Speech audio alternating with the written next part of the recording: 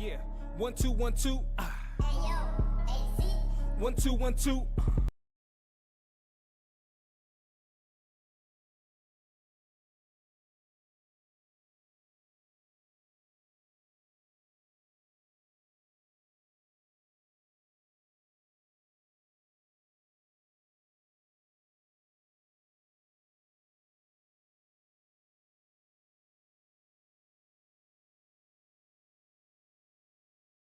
All right. Good morning, everybody. It's Monday morning, man. Game day.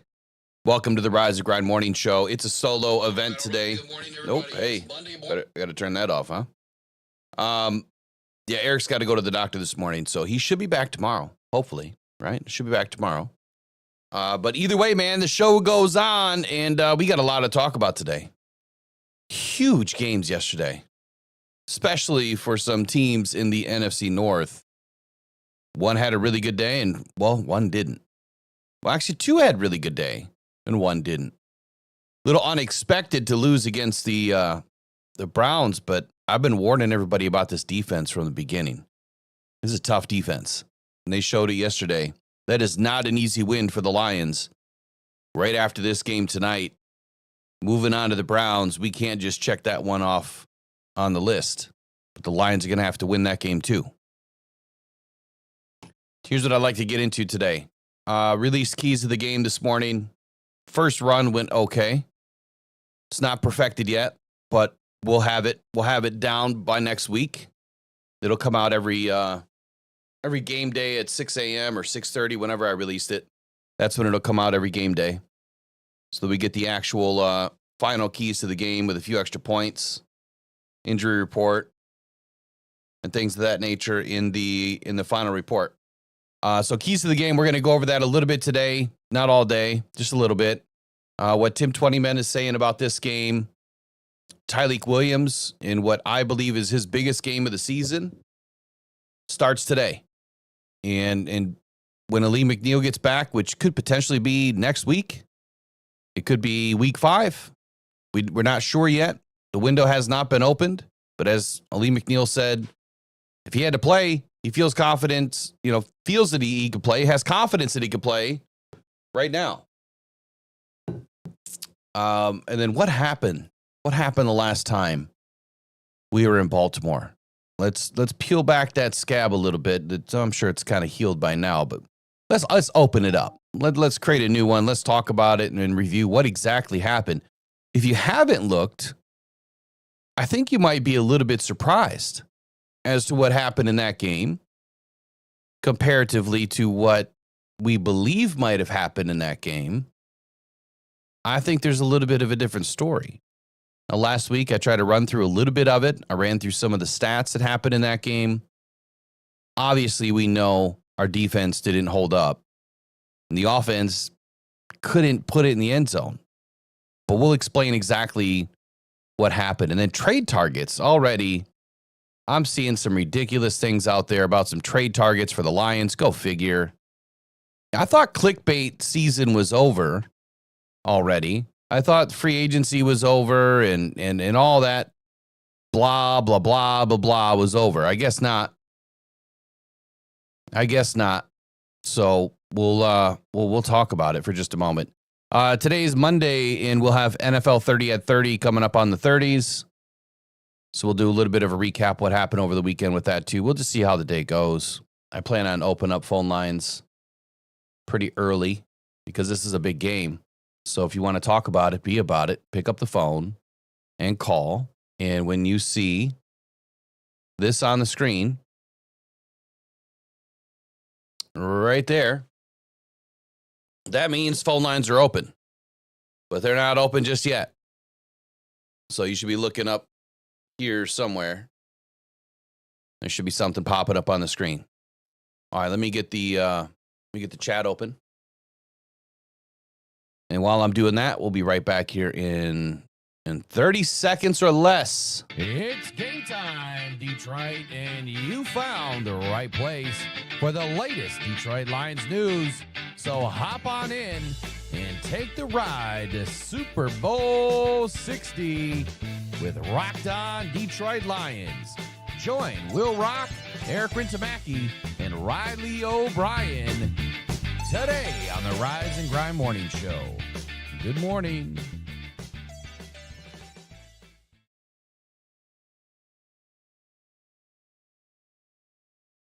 All right, we're back. Good morning. Welcome into the Rise and Grind Morning Show. Got a decent show packed up for you guys today. Huge game tonight. Lions take on the Ravens, 8:15 p.m. M&T Stadium. I was looking into last-minute trips. I'm still half tempted to jump on a plane today. I actually found a deal. It's only $300 round trip right now, including a hotel within walking distance. It's about a mile and a half. Nice hotel. On the inlet there. $300. Tickets to the game I found for $140. So if you still want to go, hop on Priceline right now, leave out of Grand Rapids, and it is super cheap. Super, super, super cheap. The problem was I wasn't going to get in until 6 p.m. And you know as well as I do that if you travel, by the time you get out of the plane, maybe if you get a rental car, go to the rental car, or if you even try to Uber it, highly unlikely you're going to make it from Baltimore's airport all the way either to your hotel first or right to the game before kickoff. And I'm not going unless I can make kickoff. I got to see the planes fly over in Baltimore. Have to. It's a must. So we'll see. If I'm not on tonight, I'll be going live from there. Looks like we have a couple of new names in the show this morning. Lions Do or Die. 92 Vet, good morning. It's a new name. Welcome into the Rise Grind Morning Show. Yes, yesterday was a weird day. Let me start with that. So I'm in the kitchen yesterday. I'm prepping some food for my dog, of all people, and Megan. She had to go to work, so I make these cilantro rice bowls, little power bowls for her. And so I'm prepping up the food. I'm listening to the game. It's the Packers. It's the Browns. It's a good game. It's only 10-0. I'm like, man, the Browns, they still have a shot.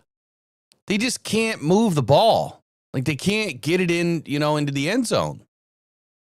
So I'm listening. I hear flag. Another flag or something. I think there might have been 3. Browns in scoring position. Then they're like, I think they got dropped back by a flag, possibly. Either way, they kick a field goal, they get on the board. I'm like, they're only within 7. I'm like, is it really over? Can they really do this? Can Flacco really do this? Then the Packers get the ball right back, right? They're moving right on cue. They're moving downfield, and bang! Browns pick it off. I'm like, you got to be kidding me. Like, this is happening. This is really happening right now. Like, I'm not going to, leave my station here. I'm not going to go watch the game. I'm just going to listen. Judkins gets in the end zone on a TD. I'm like, you got to be kidding me. It's 10-10. It's like not much time left. It's like sudden death now, right? Packers, minute 10 on the clock. Drive to the Cleveland 25. Brandon McManus is about to kick a field goal. I'm like, it's over. It's done. Great game. Browns could have made me happy. Instead, they do what Browns do. They fold it up like a tent in the end. And then the shot heard around the world, the block. Shelby Harris gets a hand on the football. Greg Newsome recovers it at the Cleveland 47. Couple of penalties and some key plays for Flacco later, and the Browns have a legit chance. With a kicker, mind you, that has missed like every field goal this season. Every field goal. Terrible kicker. Not the guy you want in the final play.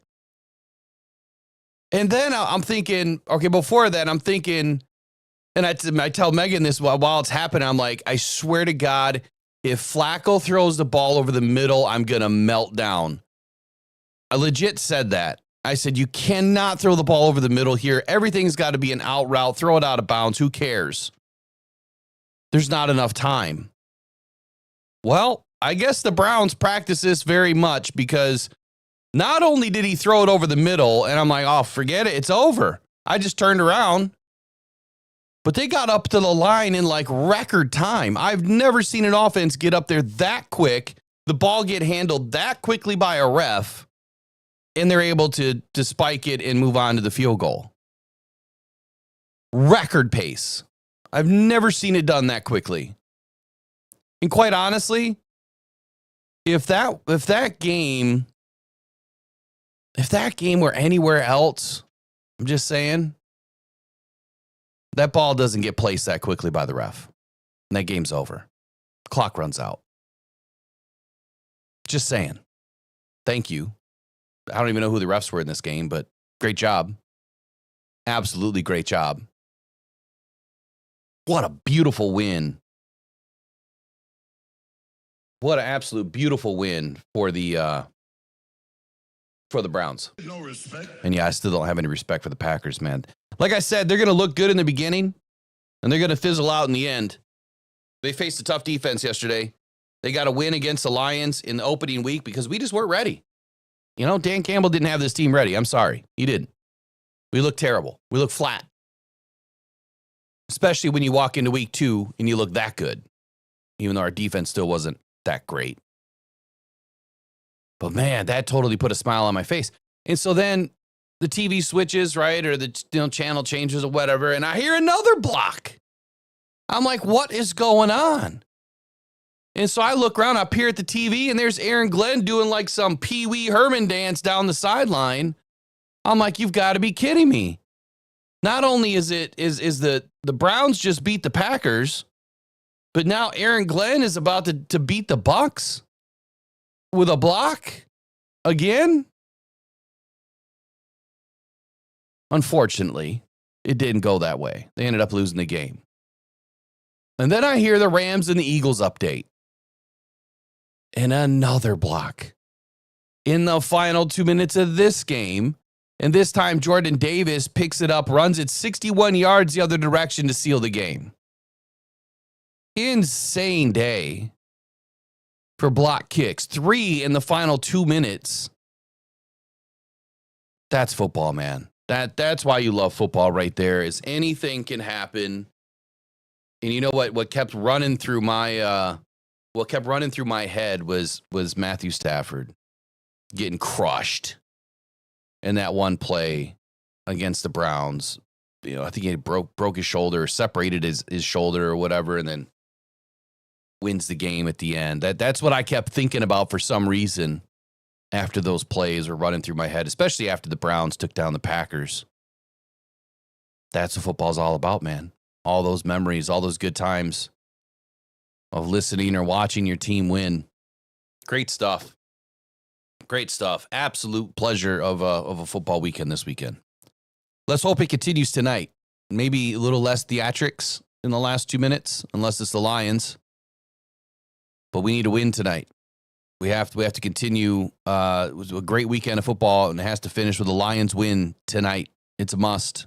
Have to. There's no other option than to win. Jay-Z says there was also a punt return from Seattle yesterday. I missed that one.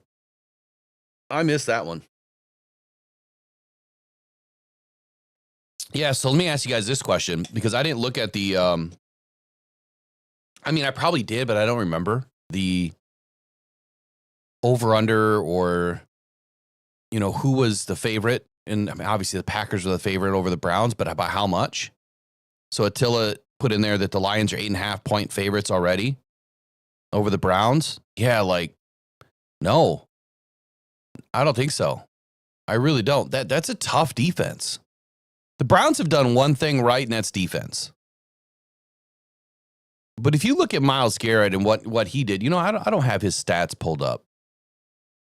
We'll get through the NFL stuff. We'll move on to the Lions here in just a moment. Let me just pull up the Browns and Packers box score real quick. I'm interested. Let's see what went wrong yesterday. Jordan Love, 18 of 25, 183 on the day. Man, he hasn't really been putting the ball deep this entire season as far as he's not really putting up a ton of yards. In this game, he was shut down. 5 sacks. 5 sacks. So how many sacks did old Myles Garrett get? Half a sack. Huh. I thought edge rushers matter. Malik Collins got 1.5. Aiden Huntington got a half. Mason Graham got a half. Alex Wright got 1. Carson Sweshinger got 1. Man, really sucks we weren't able to get Carson Sweshinger this year. I don't know who I would have given up, but I really liked him. They picked up an amazing linebacker. TFL 6 on the day. 6 for the Browns. 6 TFLs. Remember when I talk about that, when I say that TFLs matter the most? TFLs matter the most. They absolutely do. And if you go look at any game, especially in a tight game like this, TFLs matter. In my opinion, it is the biggest stat on the stat sheet any given Sunday. Clearly proven in this game. The sacks did help. I don't know all the players for the Browns. So if I'm looking at this, Myles Garrett, obviously off the edge, is here. Before I put my foot in my mouth, let me look at something here. Malik Collins, Mason Graham. We know he's a defensive tackle. Alex Wright, he's an end. Okay, so Malik Collins, Mason Graham, Aiden Huntington. Malik Collins had 1.5, 2. So 2.5 of the sacks came from interior defensive tackle play. 1 came from the linebackers. So that's 3.5. And 1.5 came from the edge in that game. So no foot in mouth for me this morning. Interior defensive tackles, TFLs, they matter. Sacks obviously matter. When you're getting them at the right position on the field, I'd have to go back through and look at all the play-by-plays, and we haven't done that yet this year. Usually I'll go through and look at some of the play-by-plays in some games and see, like, especially a big game like that, sacks, like what happened, where did they happen, when did they happen, how did they affect the game, and clearly they had some sort of effect on the game because Green Bay put up 10 points. So that'd be a fun exercise. I'll do that this week. I won't do it today. Today we don't really care.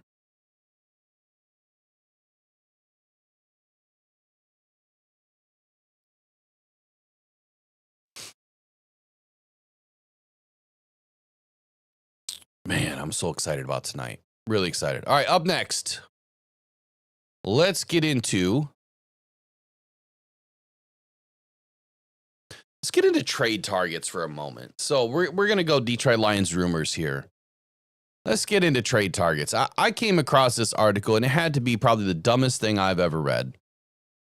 And I try to say that with some respect because I don't know this individual. I don't know the writer. It's definitely not a local writer. But when I read things like this and I see trade targets and, the Lions trade pitch secures a $27 million edge rusher after the Davenport injury. And I'm like, oh, God, here we go again. Here we go again. The same old dribble and drab, the same old narrative, the same old talk, the same old Lions fans. And here's what it says, because after I got through it, I'm like, well, wait a minute. That doesn't make any sense at all. Do you not understand what defensive Lions play? So here we go. It says the Detroit Lions were an edge rusher or 2 short of a viable pass rush before Marcus Davenport predictably ended up on the injury report. Okay, so he ended up on the injury report. Okay. A lot of people end up on the injury report every single week. Van Ginkel ended up on the injury report. I didn't hear Vikings fans crashing down or crashing out. Davenport played just 21 games over the previous 3 seasons. So did Tim Patrick. Matter of fact, he played way less than that. And tallied just 3 sacks across that span. As such, he was among the more unreliable starting defensive ends in the entire NFL heading into this season, even despite the advantage of playing opposite of a superstar, Aiden Hutchinson. Okay, well, since Marcus has been a Detroit Lion, he's only missed, 4 more games, 5 more games than Aiden? Okay. I mean, that matters too. Detroit chose not to re-sign Zadarius Smith. Let me pounce on that for a moment. Got into an argument with somebody over the weekend talking about Zadarius Smith, and the Lions chose not to keep him. And look, the Eagles signed him for $9 million. When I said in my video that he was going to want $16 million. Well, that was his contract. Zadarius had a $16 million deal in Detroit. It was like 11 and a quarter this year and like 5, and a half or something like that next year. Whatever it was 16 million bucks for a guy that plays 15 snaps.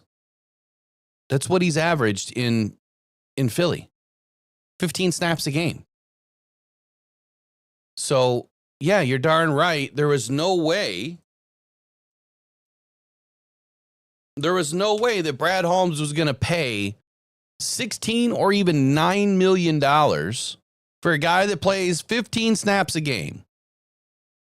This defense requires guys to play 3 downs. It requires guys that are going to probably put up at least 55 to 75% of the snaps, depending on the scheme, from game to game, depending on what they're going in to do, what they're trying to do. Just taking a look at the Eagles box score here.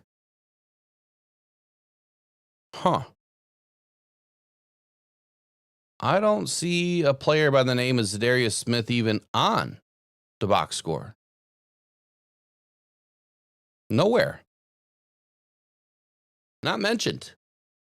Did he even play? Interesting. Was he on the injury report? I didn't look.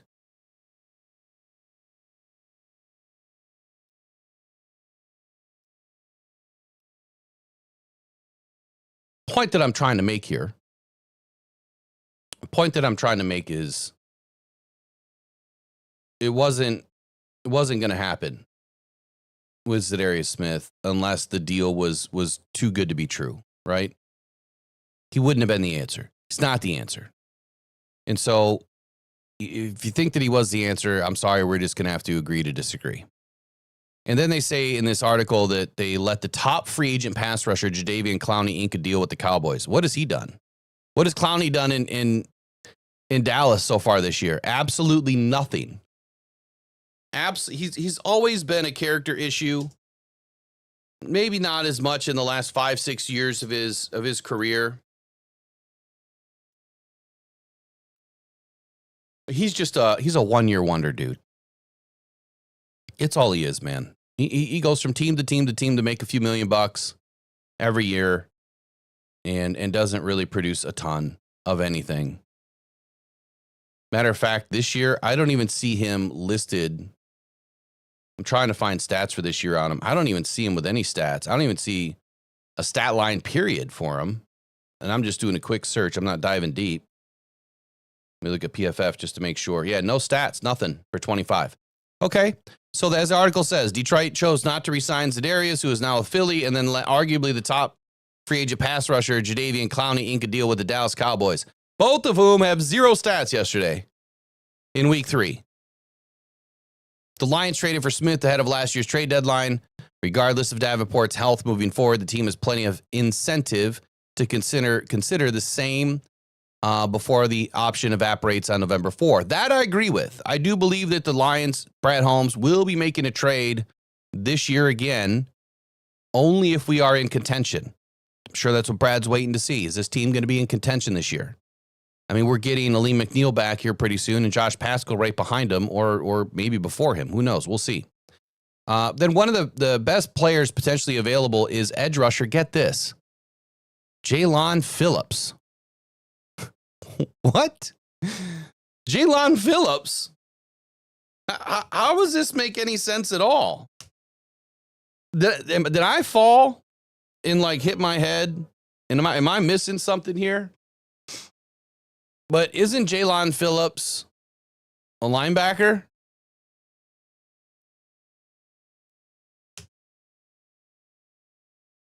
Pretty sure he is. Let's take a look. He's 6'5", 263. I guess he plays edge in their scheme. Let's look at his sacks, his stats so far. He's got 7 tackles, no sacks, 3 assists on the season. No sacks through 3 games. Hasn't done anything. And that's a $27 million answer. So apparently, Graziano said this, another 2021 first-round pick, playing out his 5th-year option with no deal beyond 2025. Phillips could be a very interesting target for pass rush needy teams if the Dolphins fall out of contention and decide that they aren't going to keep him long term. He has had trouble staying healthy. Well, then why would we want him? If you guys all bitch and whine and cry about people being healthy, why would we want Jalen Phillips if he can't stay on the field? I see, he just doesn't. The hypocrisy is just, it is so loaded for Bear in Detroit.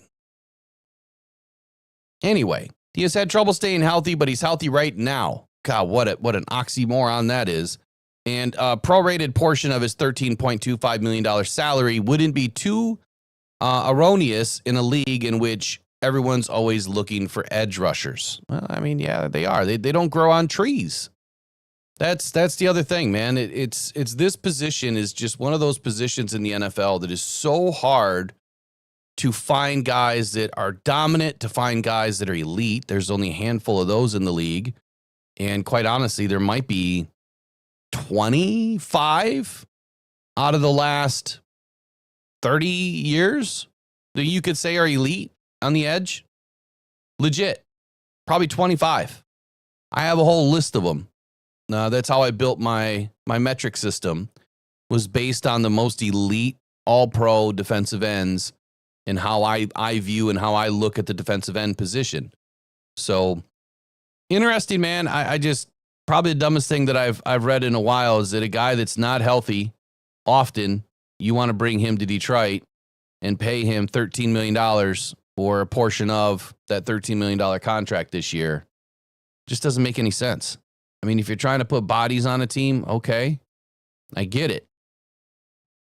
But why would you want to bring somebody else in? Doesn't make any sense if they can't stay healthy. This doesn't make sense. I'd rather see them make sure that they have enough interior depth, which we do. We have plenty. Brian Burns definitely wasn't the answer either. No way. No way, Peter. No way. That was never an option. Brian Burns. What is Burns doing right now? How good is he playing? He's got, what, 4 sacks this year or something like that? New York actually has a pretty damn good defensive line. Pretty scary defensive line. What does he have this year?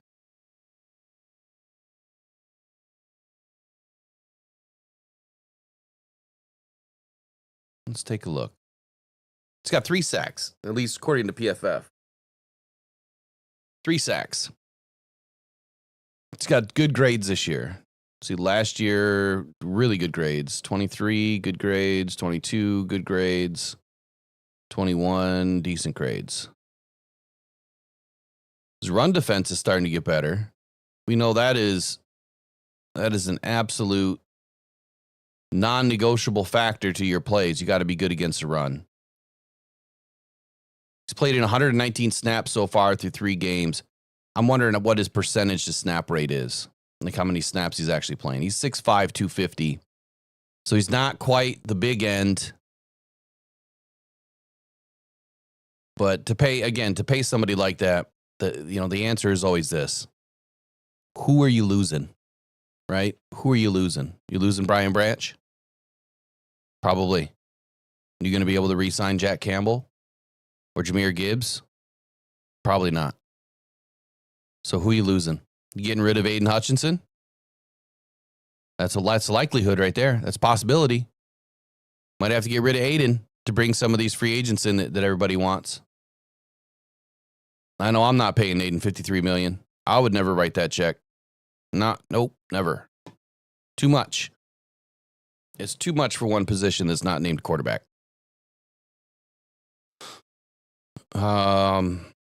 Yeah, Kevin Barr, it's crazy what they have, man. Abdul Carter over there. See, that's how you do it, man. You have a guy like Aiden, you draft a guy. Unfortunately for the Lions next year, I think that they're going to be drafting. I mean, what have I always said first? Let me back up. What have I always said about the edge position? If you have a guy like Aiden who's turning out to be an elite player, we'll see after this year what happens. But if he turns out to be an elite football player, you don't necessarily go out and buy another one. No, you go draft another one.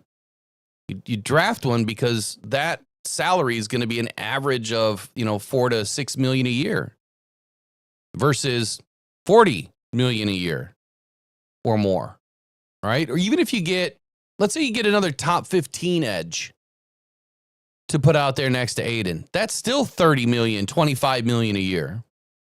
So now you're talking $75 to $85 million a year for two players? No way. I don't know who balances your budget at home, but if you're married, right, do me a favor, go ask your husband or your wife if you can go out and buy 2 Teslas right now, right, or two Denali's, $220,000 trucks, and spend $1,300 a month on each versus your house payment, which might be $2,600 a month, depending on what kind of house you have. And so if you can't say yes to that, then you can't say yes to another edge that is elite. Because the answer is probably going to be, we can probably get one, and then we need a 5-year-old car we can pay cash for. Right? It's the same thing that these football teams have to do, man. They have to be able to pay cash versus, renting a player, every year, which a lot of teams do. They rent these players at, trade deadline, or they bring them in on a year and then they get rid of them the next year and they cut their losses.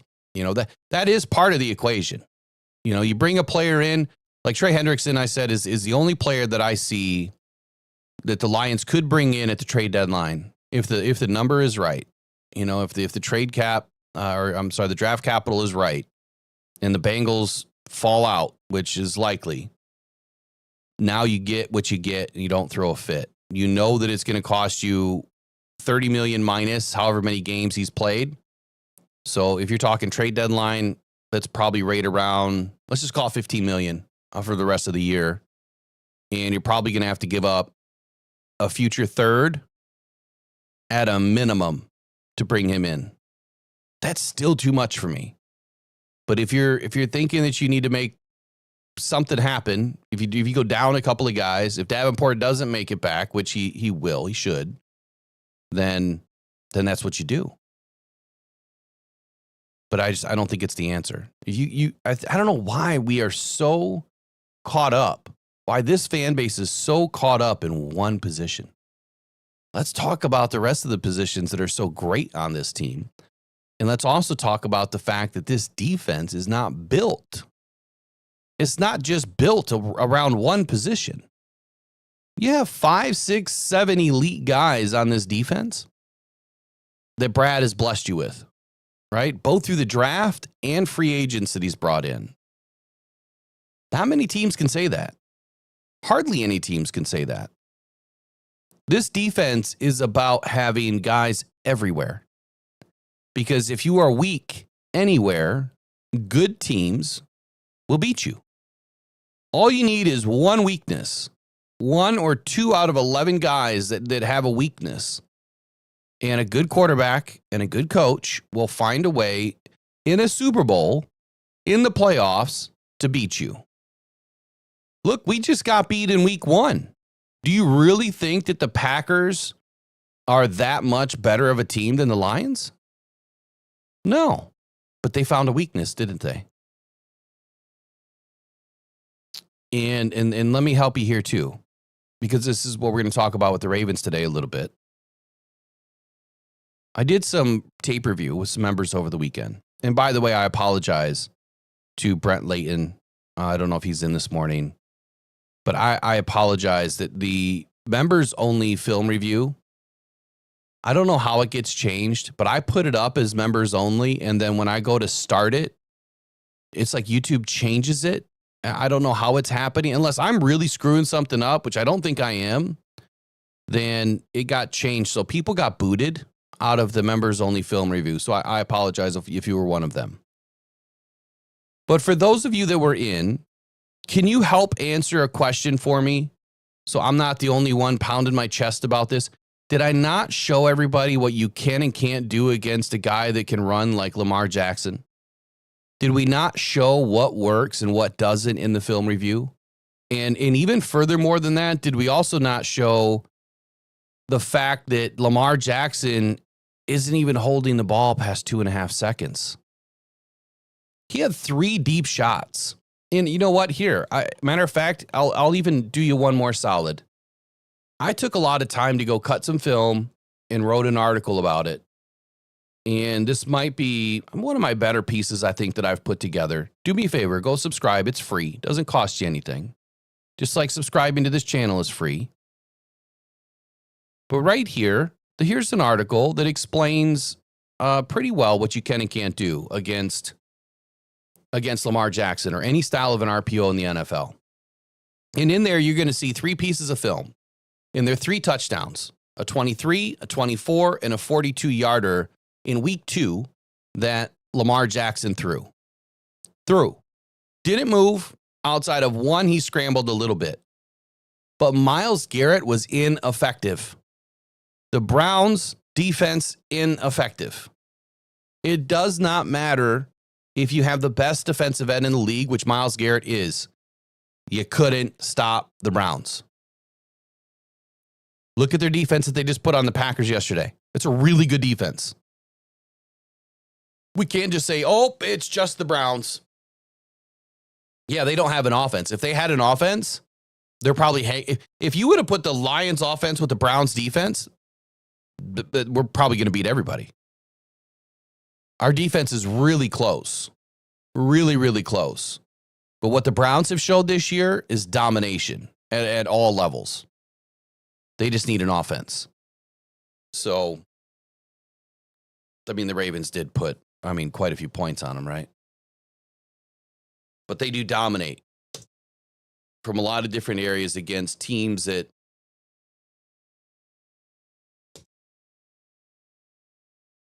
just don't have enough. So the point that I'm trying to make is in the film review, I put in there and I showed everybody that he's getting the ball out in 2.5 seconds and he's throwing the ball deep. My biggest complaint with the Lions over the last couple of seasons with Ben Johnson and John Morton, hopefully is not going to make this mistake, is exactly what the Ravens are doing well.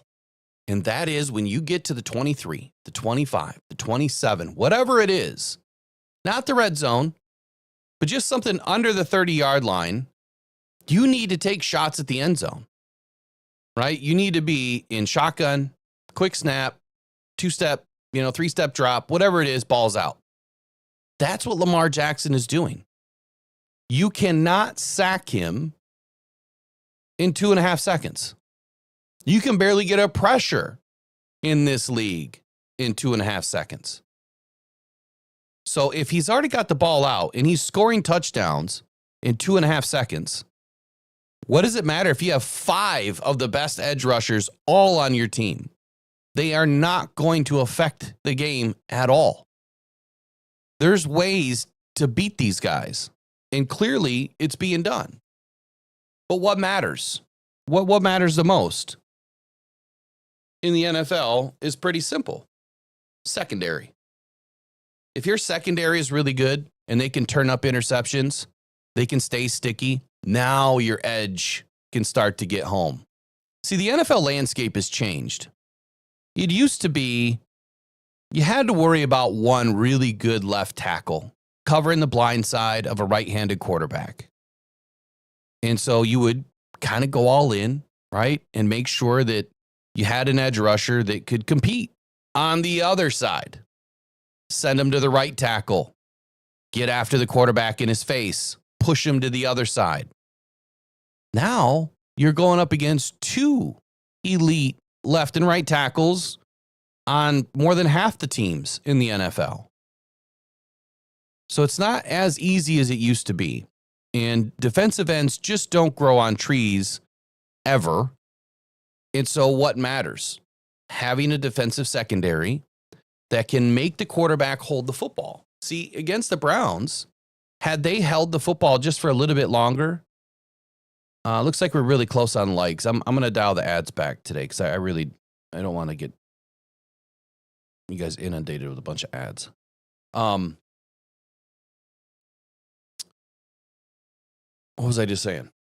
Oh, so against the Browns, you know, what they were not doing well is they were not able to hold against Lamar Jackson. They were not able to handle Flowers or Bateman, you know, really DeAndre Hopkins, man. I mean, just incredible play by him. One of my keys of the game, I'm going to tell you right now, one of my keys of the game, if you notice in the article that I shared, it's pinned here at the top. You look at where DeAndre Hopkins is catching that football, that is a low and away ball, right? So Lamar's throwing it, Hopkins is running, and Lamar's throwing that ball over here. So Hopkins dives underneath the defender to his right both times in the end zone and catches a touchdown.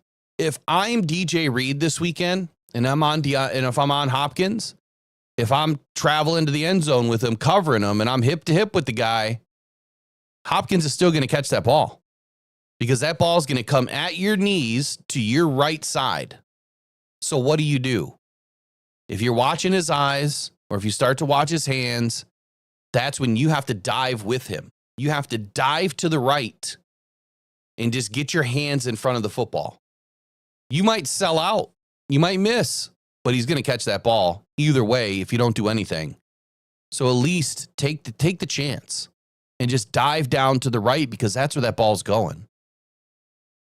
It could go up to the left. It just depends on how much real estate you have. But so far what I'm seeing is Lamar has a very unique system set up with Hopkins to where that ball is going in places where you're least expecting it. It's the same thing that Jared is doing right now. And him and Jared Goff and Jamison Williams have, Jared Goff and Amon-Ra St. Brown and Jamison Williams have all spoken about it.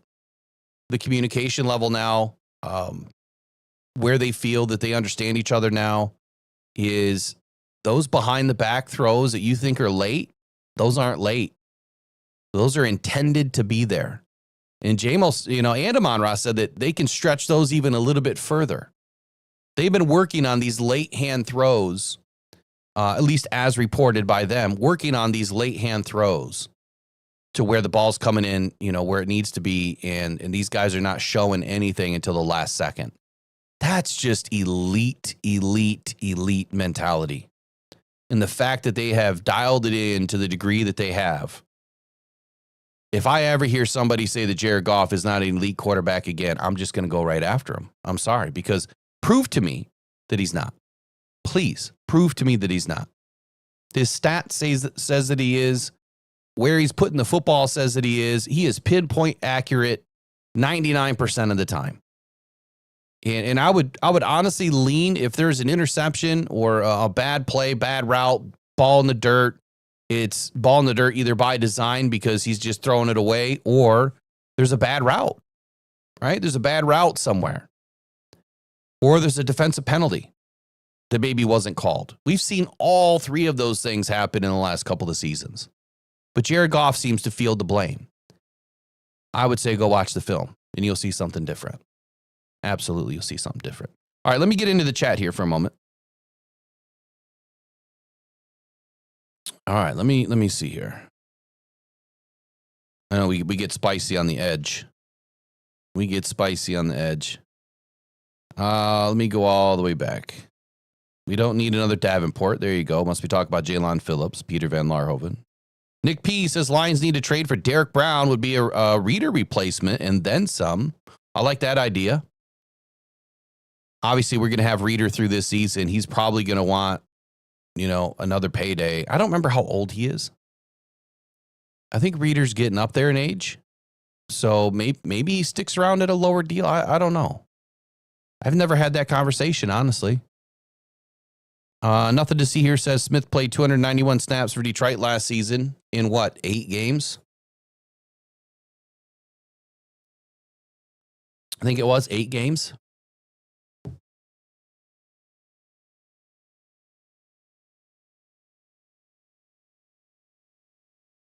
It's 36 snaps a game. That's probably about 55%. 55% of all snaps. That's what you hope for, at least, right? But so far this season, it's 15 snaps or not at all.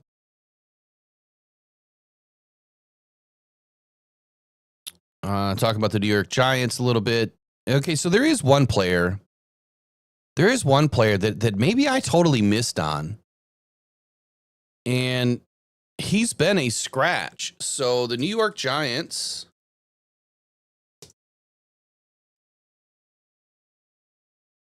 Hold on here.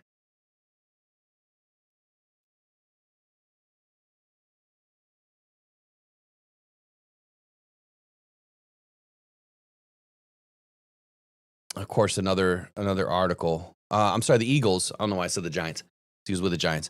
The Eagles have had Azeez Ojulari on the inactive list for the 3rd straight week. And this is a bit interesting. Why is Azeez Ojulari on the scratch list? Like, what's going on here? So over the last couple of weeks, Zadarius Smith, Jadeveon Clowney, they've signed 1-year deals with the Eagles and the Cowboys, and leaves edge rushers like Carl Lawson and DeMarcus Walker as the best free agents available, according to this Detroit Jock City, which I can't stand these articles, man. There's so much garbage in these things. But anyway, Azeez Ojulari is somebody that I was really hoping the Lions were going to go after. I thought that they could have got him for a pretty decent deal. And at least if nothing else, high quality depth. I think he's somebody that could have played at a high level in our system.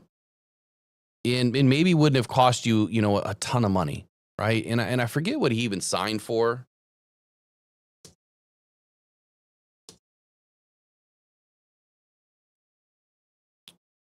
Let's take a look. I think it was it a 1-year deal?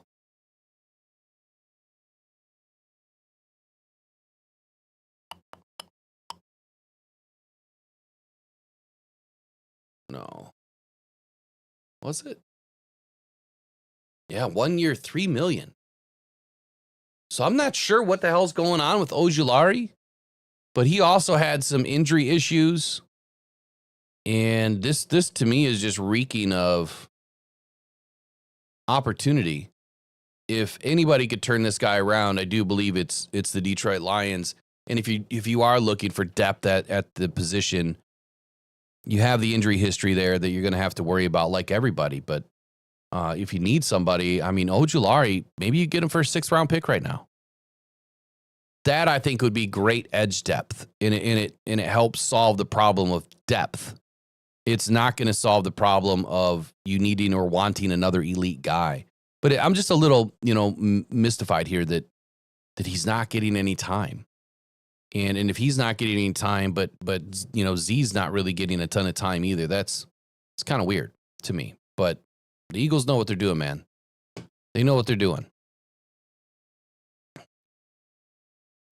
See, Grant Stewart needs to be the spy for Lamar Jackson. Absolutely. When he's in, I think that he has enough speed to get after Lamar. Hutch definitely needs to show up tonight. This is a big game for Hutch, but here's how he has to show up. Right? It's not getting after Lamar. So throw that out of your mind right now. Not to say that he can't make a play, not to say that he won't make a play or shouldn't make a play. But I've been talking about it since last week, and we'll get into some keys of the game right now. We'll review. We're going to review some of what I put out this morning in the video. But also my mandate for the Lions of what they need to do tonight, from my perspective, does not make it right, wrong, or indifferent. Just like you guys have ideas, I have ideas too, based on what I've watched from tape. And I do believe that Lamar, when you look at what he did in the first meeting a couple seasons ago, compared to what he's able to do and what people think of him as, you know, how deadly he is with his feet. If you go back and look at that first game, maybe we're missing something that didn't happen, because Lamar only put up like 35 yards on the ground that game. It wasn't Lamar that beat us with his feet. Lamar beat us with his arm. That's how he beat us in 2023. So tonight, it's not about getting after Lamar. It's about ensuring that you keep Lamar inside the pocket. And that's my basis for the keys to the game, which we're going to do when we get back here in just about 30 seconds. It's game time, Detroit, and you found the right place for the latest Detroit Lions news. So hop on in and take the ride to Super Bowl 60 with Rockhound Detroit Lions. Join Will Rock, Eric Rintamaki, and Riley O'Brien today on the Rise and Grind Morning Show. Good morning.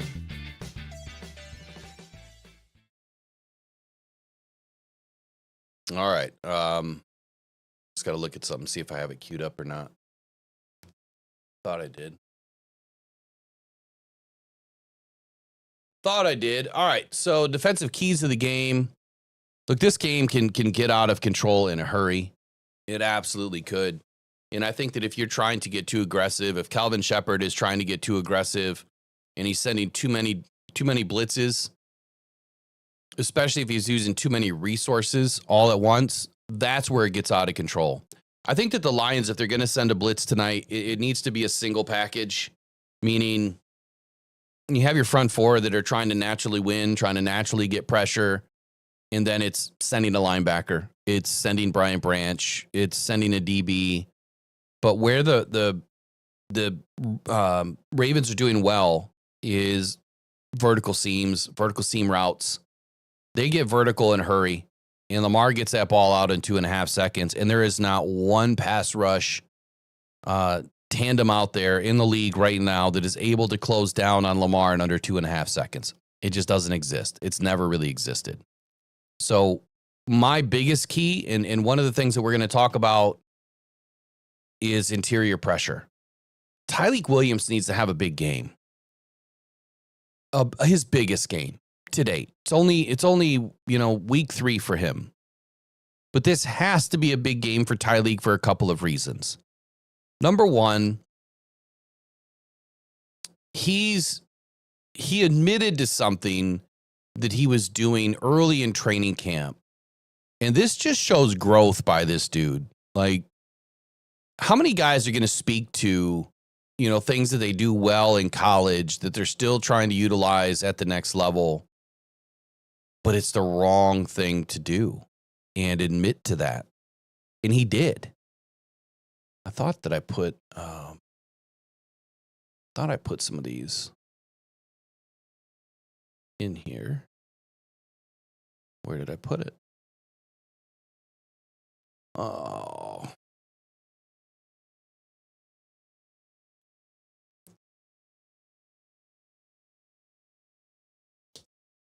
One sec. I just got to pull this back up.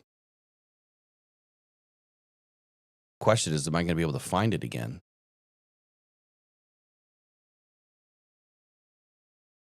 All right, here we go.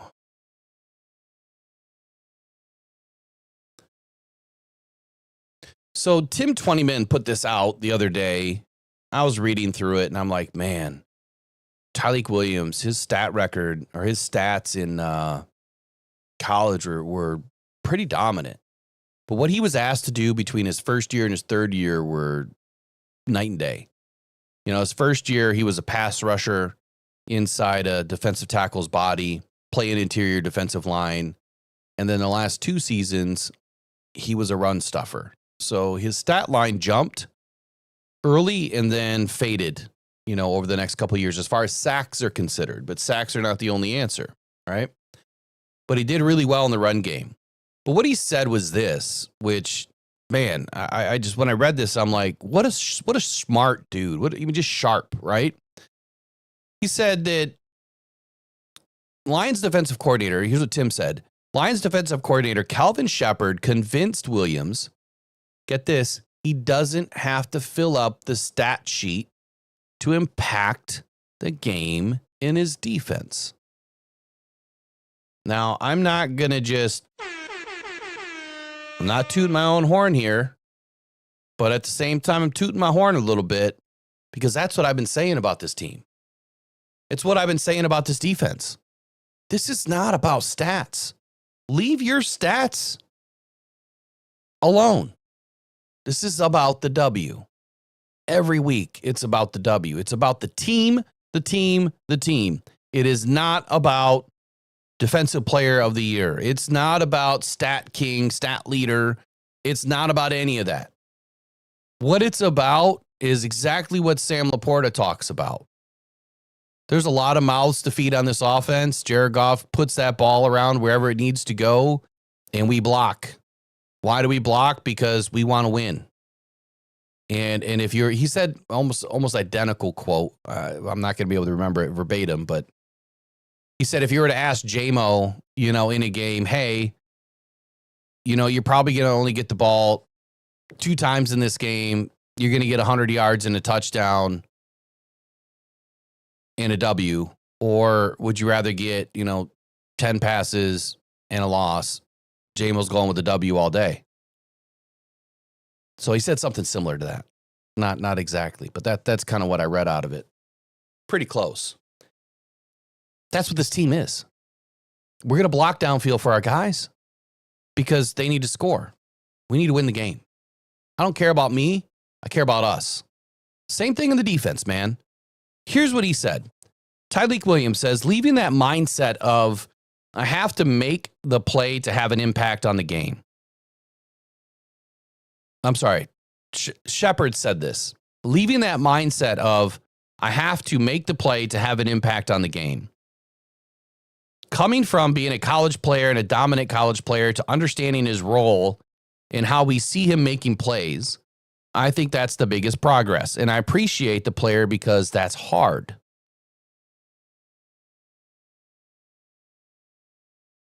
He went on to say that you come in, these preconceived notions that you've got to be the difference maker.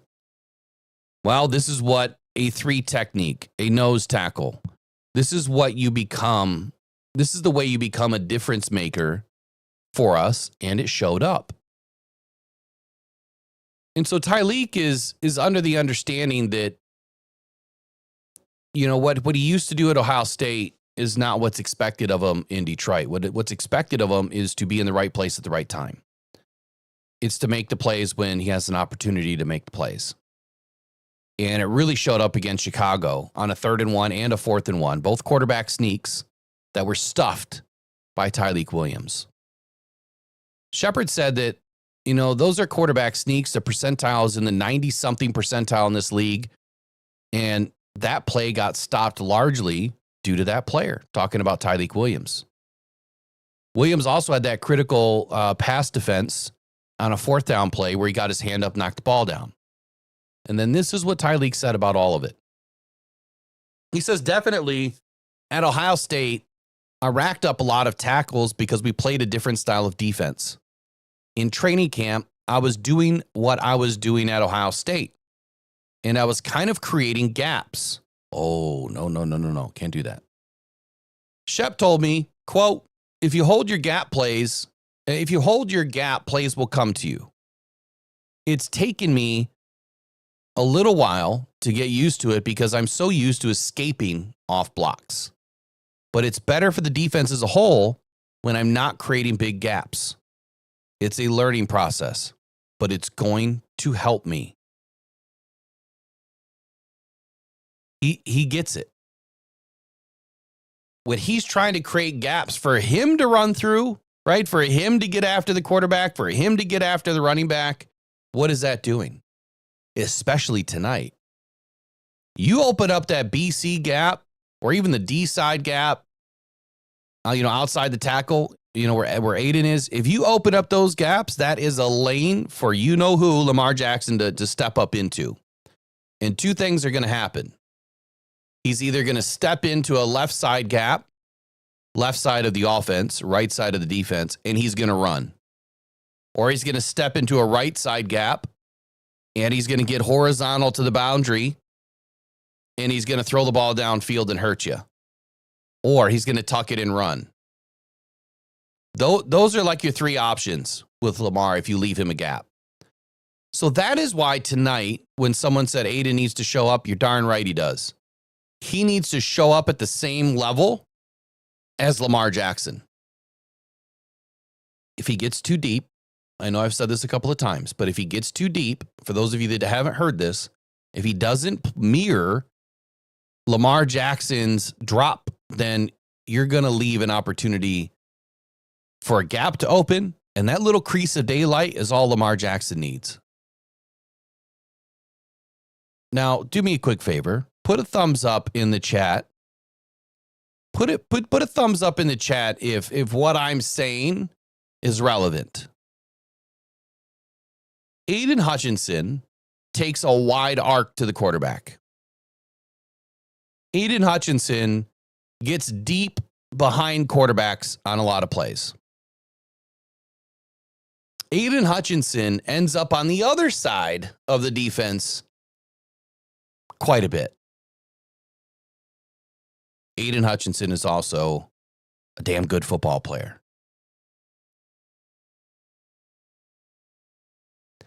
Now, I said all those things because I will say that this is a night, again, that Aiden has to mirror his target.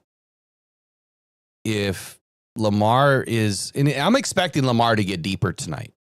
I'm expecting him to take, more steps back because he's going to bait Aiden to get deeper.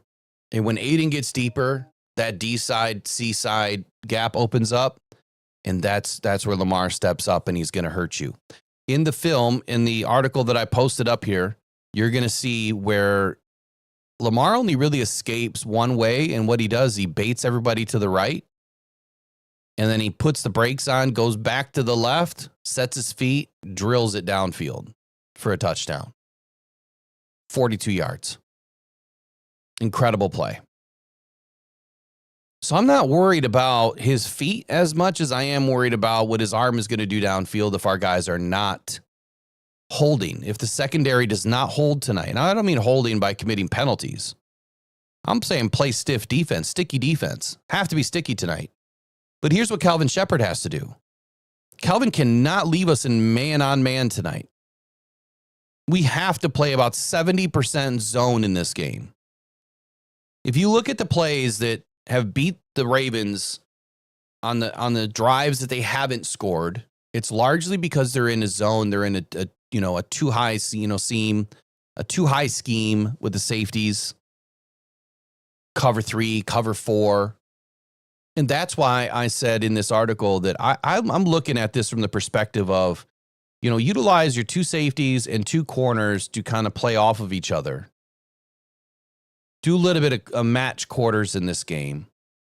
You could run it out of 4-3, but I'd rather see these guys in a 4-2-5 almost all night long.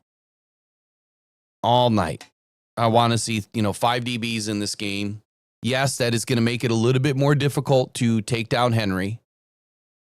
Lamar Jackson's not an easy down either.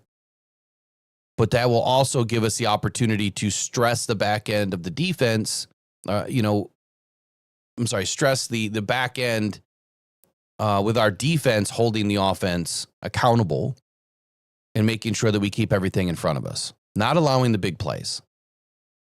And where Tyleek comes into all of this is where I'm expecting Tyleek to utilize every bit of his pass rush ability. And he can also push Lamar off of his landmark, off of his spot, if he's able to win. You heard what all 22 said last week. The guards in this game for the Ravens, not great. Right? Not great. Not playing well. My biggest concern for the offensive line for the Ravens is Rosengarten. Now, I know that Mr. All-22 had said that Rosengarten maybe not playing the best, but what I've seen largely out of his career and what he's done so far with the Ravens is he steers the edge, right? He tries to get the edge to take that wide arc, and when the edge takes a wide arc, there goes Lamar. So if Aiden is on Rosengarten today, Rosengarten is probably going to try to take advantage. He's going to pepper those shoulders, right? And he's going to keep pushing Aiden out to take that wider bend. Aiden can't do that. Aiden has to keep his left shoulder to the outside of Rosengarten, and he has to drive him in, right? Collapse the pocket. What I think of is, you guys have seen people cast a fishing net, right? You throw that net, big wide circle, right? So you cast this big net with your defense, and then you guys just slowly bear hug it all the way in, right? And I don't mean slow, but you know what I'm saying. All together. You want to work together as a hive, work together as a unit. You want to slowly shrink that pocket, but fast enough. Obviously, the Lamar has to make a decision. He either has to throw the ball, throw it away, or he has to take off. But there's really nowhere for him to take off if you've closed the pocket correctly. So tonight's not about Aiden getting after the quarterback and trying to get sacks. I mean, sure, we would love to see that. But I have plenty of tape that tells me it's damn near impossible. The best way to get Lamar down is to squeeze the pocket. Trying to get the last bit of ketchup out of a, bottle, right? You squeezing the crap out of it. That's what you got to do to Lamar tonight. You just got to squeeze, man. You can't have these guys going in there playing for themselves. You can't have them trying to make the big play. And I don't think Aiden's this way, but I don't want him to ever feel like he has something to prove to Lions fans. He has nothing to prove to us. He has everything to prove to himself and his teammates. Don't let these Lions fans get in your head. Don't let us get in your head and saying, man, we need you to, get 20 sacks this year. Nope. Dude, get 9, get 10, get 12, get 5. I don't care. Get some TFLs, play smart, right? Play as a team. Help the guy next to you to get a sack, right? Help the guy behind you, right? To maintain that slot coverage or that tight end. Get more hats on the football. Gang tackle. Forget sacks. Forget stats. They come when you do your job. So don't let us get in your head. That's probably the absolute biggest key to the game tonight defensively. Secondary. Calvin Shepard needs to have these guys in more zone. Single high looks against the Ravens largely fail. And if you go and look at some of the film again, if you look at the article, there's a couple of different looks in here. There's a single high safety look, and then there's some two high safety zone looks in there that they all failed, but they fail for different reasons. So good stuff by Tyleik Williams here. He understands that it's about making plays as a team. It's not about making plays for himself. Terry Arnold has to have a big game tonight too. Like it's that or get off the pot time. Right? It's time. It's absolutely time. He needs to step it up tonight. And I think he's been playing fairly well. He's obviously, had his feet to the fire a little bit. He's been picked on a little bit. And this is going to be a tough matchup. Hopkins, Bateman, Flowers. Whew, that's a tough 3. But we have the guys that can do it. Let me give you a quick did you know fact, and then I missed our 9 a.m. So let me do our 9 a.m. update here. But here's a quick did you know of the day. Jahmyr Gibbs and Derrick Henry are the only 2 running backs in the league currently with 2,000 scrimmage yards and 20-plus touchdowns in the past 2 seasons. Jahmyr Gibbs, Derrick Henry, the only 2 running backs in the league with 2,000 scrimmage yards and 20-plus touchdowns. Brian Branch and Kyle Hamilton These two safeties are the only two defensive backs with at least 175 tackles, 5 interceptions, 3 sacks, and 3 forced fumbles in the past 3 seasons. The only 2. Pretty tough stuff there. I would never pass on Sam. Ever. So just put in the chat. You guys must be talking about who you'd give up. I would never pass on Sam if you're talking about keeping him over somebody else. Sam Laporta is key to this offense. He does so much dirty work, it's not even funny. And you want to talk about a good blocker. Sam Laporta has really developed into a good blocker.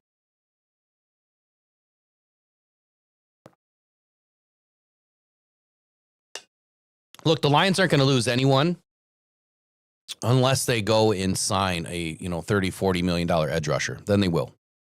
It's undoubtedly that they will. Can't do it. So if you want to keep everybody on this team, keep this team moving forward for the next 5 seasons, we have to keep everybody right now that we have that are playing at an elite level. That's Brian Branch. That's Jack Campbell. That's Sam Laporta. We already got J-Mo locked up. Amon-Ra locked up. Panay's locked up. We'll talk about Taylor Decker today. There's a piece coming out today that I did on Taylor Decker. So the mailbag was filling up a lot about Taylor Decker. There were some comments in social media about Taylor Decker. There were some comments in some of my videos about Taylor Decker. And so maybe I took the bait, but I'm going to answer the call. So I've got a piece coming out today on Taylor Decker. All right, we got to do the 30 and 30. One, I got to practice it. I got to get good at it. And here's what I'm going to do. Oh, you know what? Do I not have Mondays lined up? Yeah, here's Mondays. Let me get it open.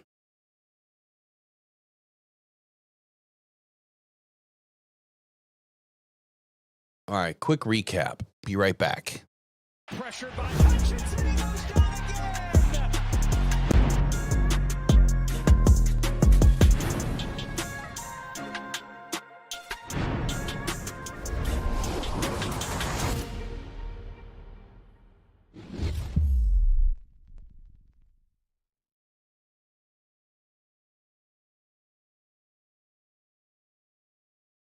Whenever I can get back on the screen. Your NFL 30 at 30. We're going to talk about scores from the weekend, your update. Man, crazy weekend this weekend for some of these games. Dolphins lost to the Bills 21-31. The Panthers put the hurt on the Falcons 30-0. Obviously, the epic comeback for the Cleveland Browns or the Packers 13-10. Jaguars, team that I picked to win 17-10. Vikings, where did they come from? 48-10 over the Bengals. Huge game for the Vikings. That scares me a little bit about what's going on in the NFC North with the Minnesota Vikings here. Steelers pulled out a good one against the Patriots 21-14.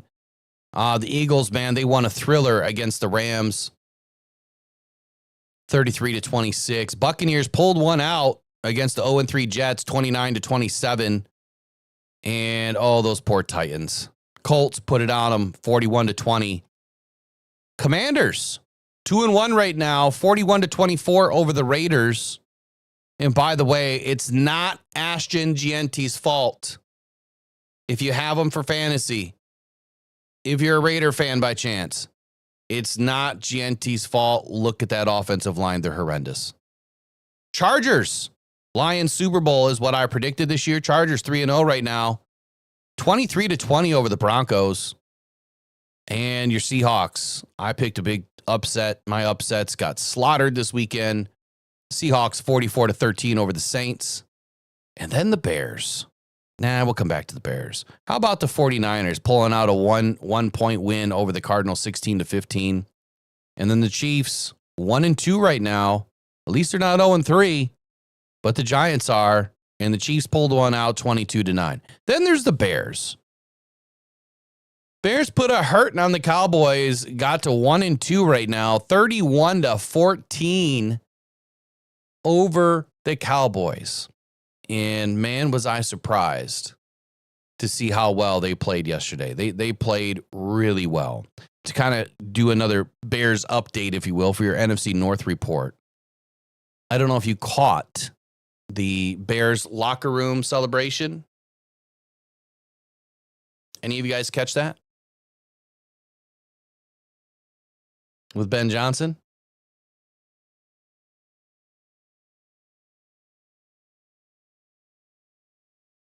Let me see if I can pull it up real quick. Because this dude straight up ripped off everything that Dan Campbell does. Straight up. Straight up. Ripped it off.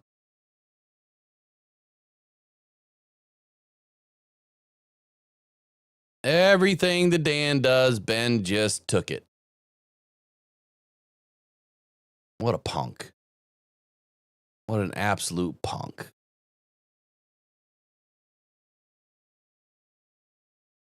I'm not finding it. Well, you're going to have to search it up on your own. I thought that I had it saved. I guess I don't. But anyway, Ben kind of starts it off by doing the same thing that Dan does, on the floor and, comes up and do a,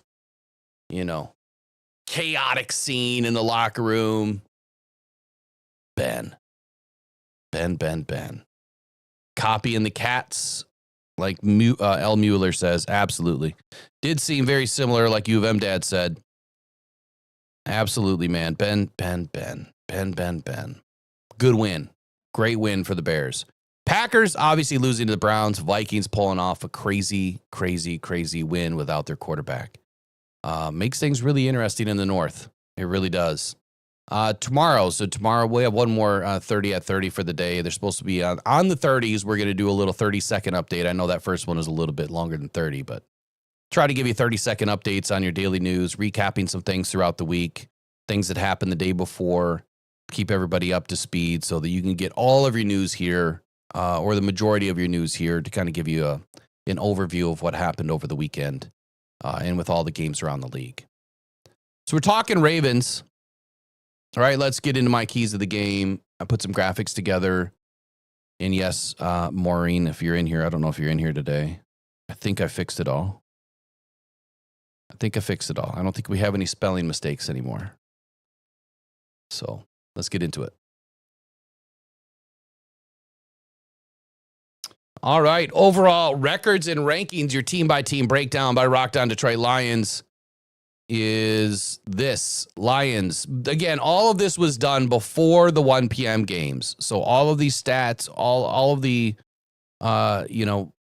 things that we're going to be talking about with the keys to the game, it's not going to be totally accurate now because obviously some of the things have changed with rankings and that. But overall NFC ranking, the Lions were third and the Ravens were first in the AFC. Overall win-loss record, both teams 1-1 headed into this game. The Lions were tied for second in the NFC North, and so were the Ravens. Well, they had outright second place in their division, the AFC North. NFC North record, the Lions are 1-1, and the Ravens division record is 1-0. Moving on to the overall offensive comparison here, offense comparison, Lions offense versus the Ravens offense. The Lions offense ranking was 5th, passing offense 4th, rushing offense 15th, scoring offense 3rd, points per game 33. And I'm going to make the excuse right now. We laid an egg week 1. So the fact that our numbers are even this good after 2 weeks is pretty incredible. That tells you how amazing they really did play in week 2. Had we had the same energy and the same type of game that we did in week 1 as we did in week 2, man, we'd be crushing it right now. But your Ravens, not as scary of an offense, right? 11th ranked offense, 22nd in passing, 5th in the rush, 1st in scoring, averaging 41 points per game. Mild disclaimer at the bottom of every sheet. All of the numbers are rounded up to the next whole number. I'm not doing decimal points as much as I can get away from it. Lions defense versus the Ravens defense. Here is where I think there's a big edge here for the Lions. Total defense. Can you believe that the Lions are ranked 10th before 1 p.m. on Sunday? 10th in the league after 2 weeks. Passing defense is 12th. That is huge because why?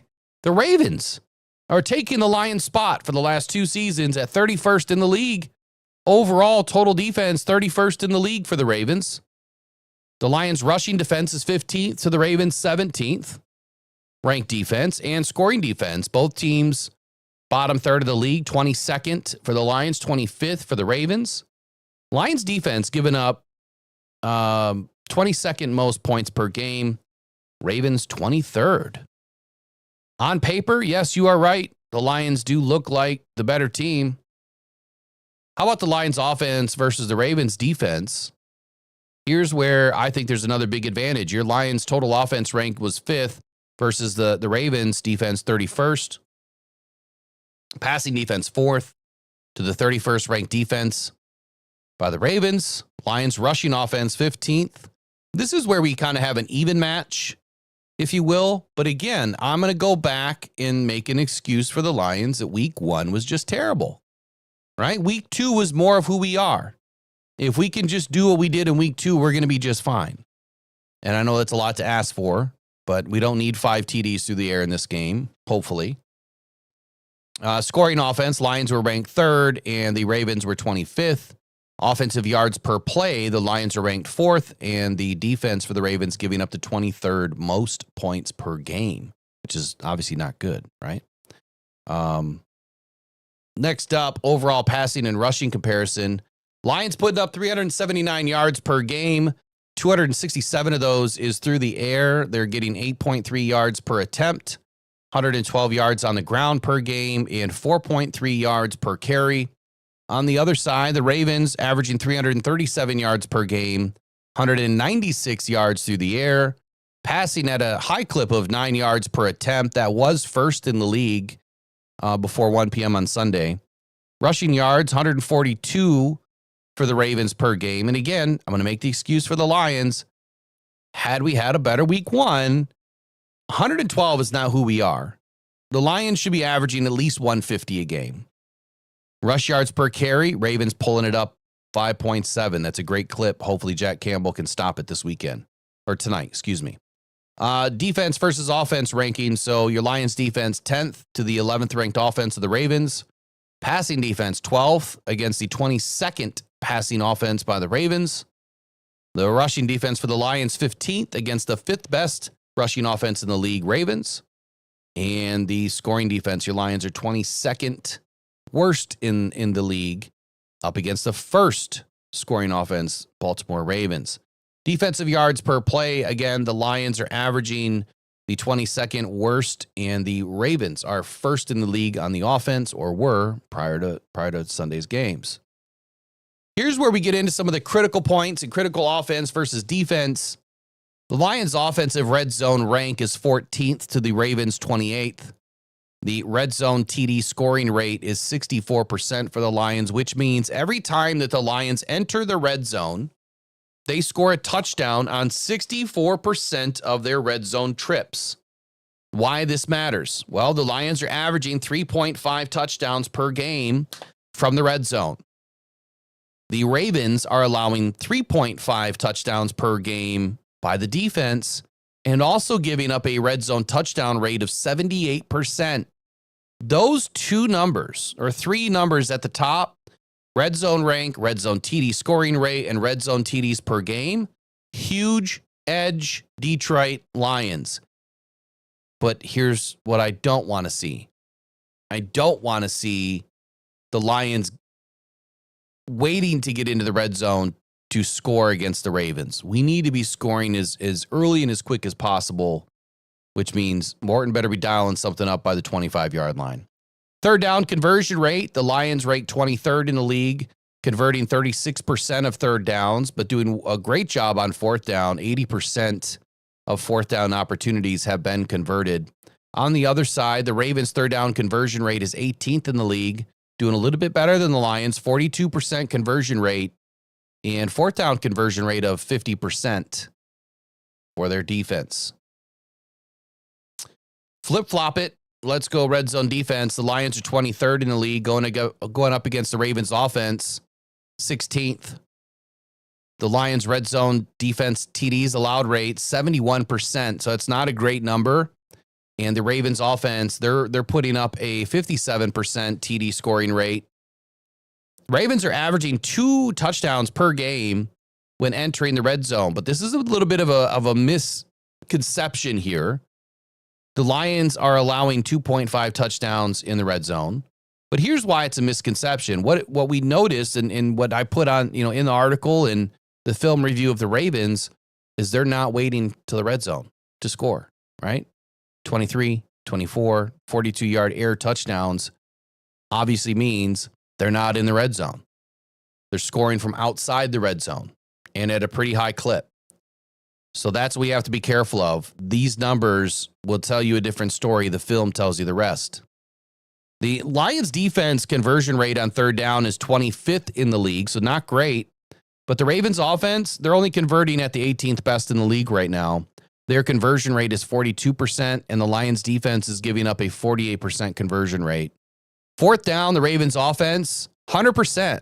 Now, I think they've only had one fourth down opportunity. Lions defense does a great job on fourth down. They are shutting teams down at a 33% clip, which means every 3 plays or every 3 opportunities that an offense gets into on fourth down, the Lions shut them down 2 out of 3. Jared Goff versus Lamar Jackson is the hottest talk of the weekend leading up to Monday night. Jared Goff currently has 559 passing yards, 81% season completion rate, tops of the league. Lamar Jackson has 434 for the season, 69% completion rate. So what I said last week is Jared Goff is pitching a Calvin Johnson right now, 81%. Total receiver drops. Right now the Lions have 2 to the Ravens 1. Passing touchdowns even at 6. Jared has had tossed 1 interception to Lamar 0. Passer rating 122 for Jared Goff, 137. 137 for Lamar Jackson. We got 3 more sheets to go. Let's flip-flop this a little bit and start talking about explosives. Lions and John Morton did not have many explosives in week 1. So when you're looking at this and you look at how many explosive we have had already, imagine, again, if we could have just been the team that we are in week 1. But right now, Jared Goff has attempted 16 attempts from 10 plus, 6 from 20 plus, 5 from 30 plus, 2 from 40, and 1 from 50. Total air yards right now, 321. On the other side, almost dead even here. However, Lamar's not putting any balls up from 50. He does have 1 from 40, which was a touchdown, 3 from 30 plus, 8 from 20 plus, and 16 from 10 plus. What this means is both quarterbacks have the ability to throw it deep. All right, here's your passing chart for Jared Goff. Week 1 on the left, week 2 on the right. Now, I'm going to make the same analogy that I did last night with the members. Week 1 obviously is not what you want to see. 31 of 39 attempts, 225 yards, 1 TD, 1 interception. And Jared Goff's barely getting that ball 6 yards beyond the line of scrimmage. It's definitely not what you want to see. But in week 2, this is almost a perfect passing chart. What you really want to see out of a passing chart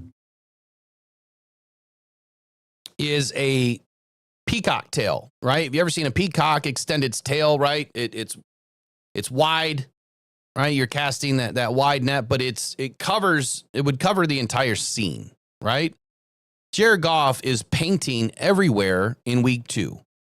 He's hitting the left, he's hitting the center, he's hitting the right, he's hitting the deep shots, and he's completing a large majority of his passes. Let's move on to Lamar Jackson. A bit different story here.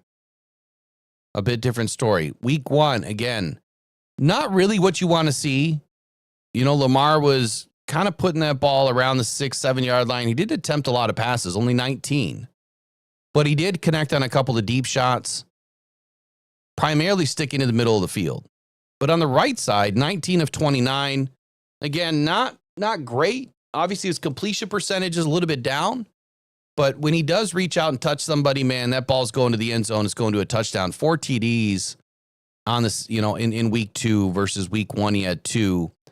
Slide back to Jared Goff for just a moment. Jared Goff had 5 TDs when he had a better passing chart, as you can see on the right, only 1 TD on the left. Huge difference, right? Same thing for Lamar Jackson. Threw 4 TDs in last week's game, getting that ball downfield a little bit, spreading out that tail a little bit. Week 1, only 2 TDs, which is still a damn good game for him. So that's it. That's your player-by-player, game-by-game breakdown by Rockhound Detroit Lions. Keys of the game, stats of the game, rankings of the game. We'll be doing that every week. It'll get better and better and better. Okay, 9:30. Let's get to our 9:30 update.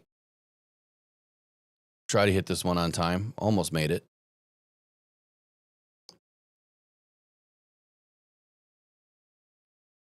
Now, this is not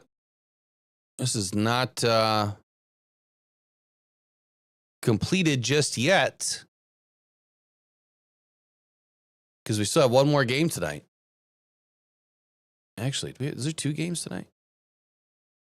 No, there's only 1.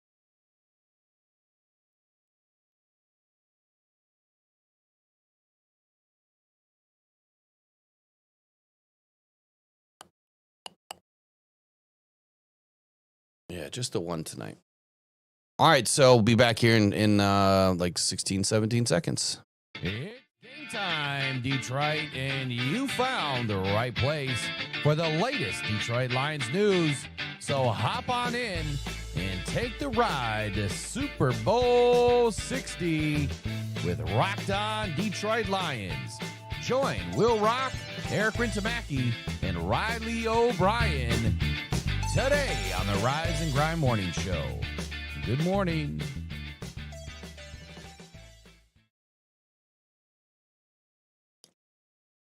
All right, so we're gonna go through your division leaders right now after this weekend's game. Buffalo Bills still holding on to the AFC East at 3-0.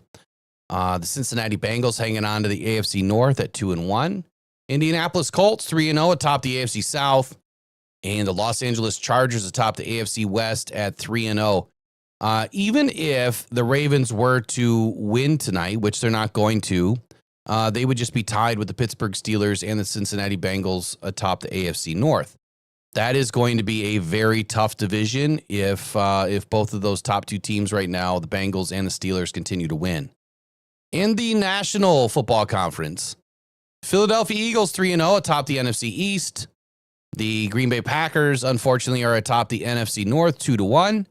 The Detroit Lions are 1-1. With a win tonight, we would be tied with the Minnesota Vikings and the Green Bay Packers. No games in common. I don't believe we have any games in common just yet. But with a win next week against the Browns, and I'm not sure of the other 2 games for the Vikings or the Packers, the Lions could start inching their way towards the top of the North. NFC South, Bucks 3-0. And the NFC West, 49ers 3-0. So out of all of the division leaders right now, there's only 2 divisions that don't have undefeated teams.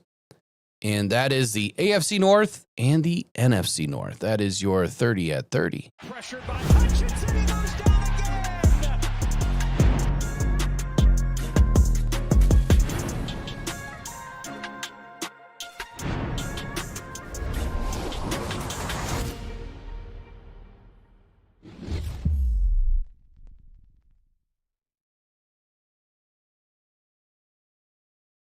All right, so just to answer the question in the chat, yeah, Riley doesn't come on Mondays. He's usually Tuesday, Wednesday, Fridays, I think is what his plan is. Tuesday, Wednesday, Fridays.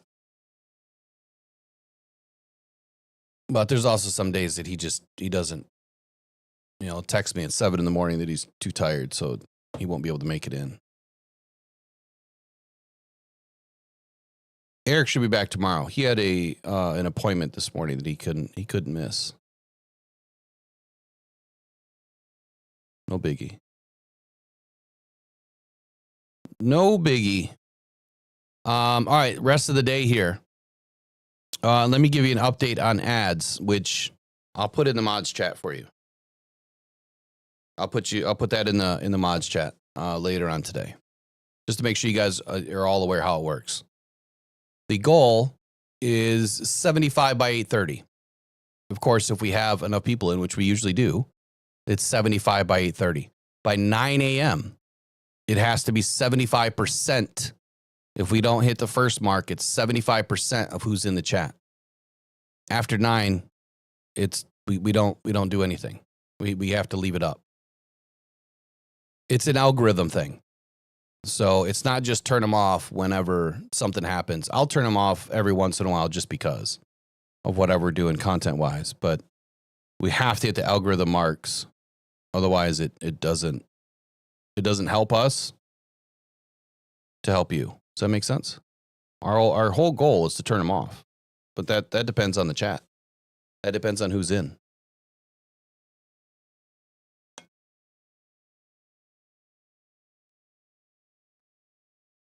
Yeah, Jay-Z, I thought that Cincinnati was going to be a dumpster fire without Burrow, too. Clearly not. Not yet.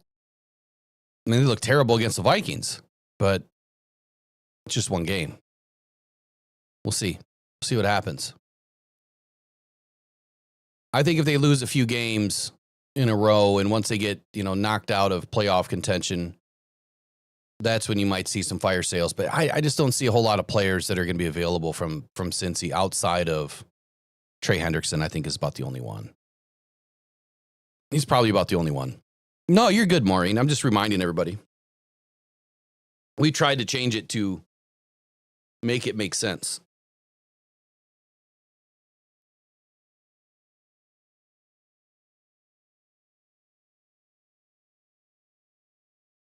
All right, 5 things to watch at the for the game tonight, according to Tim 20 Minutes. Next.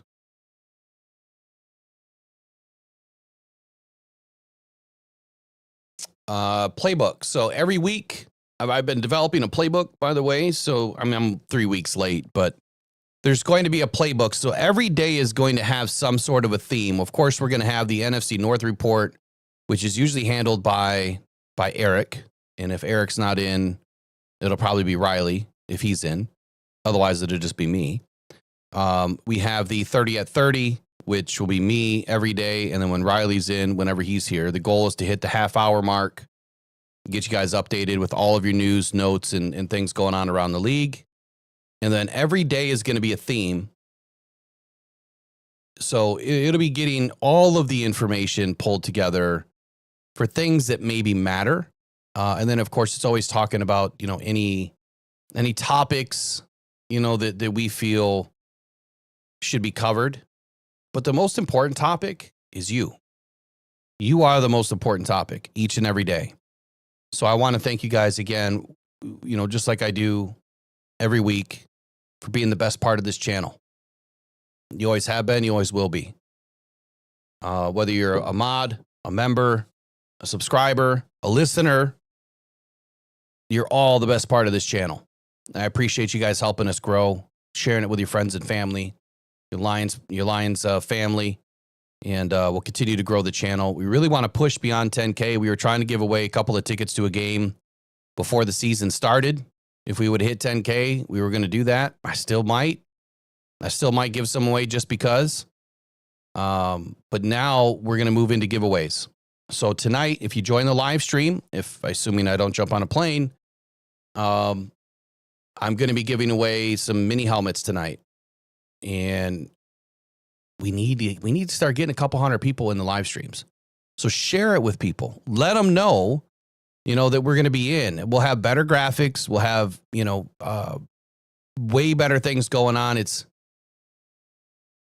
I feel like we do a better job at actually discussing the game and going through the game as opposed to just chat. And I guess maybe if people like to just talk, and go through the chat the entire game, I mean, I get it. I understand, but I don't know. I kind of like breaking down the game a little bit better. So you guys tell me in the comments right now, what's more important? Do you want game, minute by minute, play by play breakdowns, or do you just want to leave it wide open conversation? Which means it's more, just chat involved. What's better? You know what I mean? What's better for you guys? What do you think makes more sense? All right, Tim Twentyman has some things to say about this game. I just had it up. Where'd it go? I buried it. Yep, I buried it. There we go.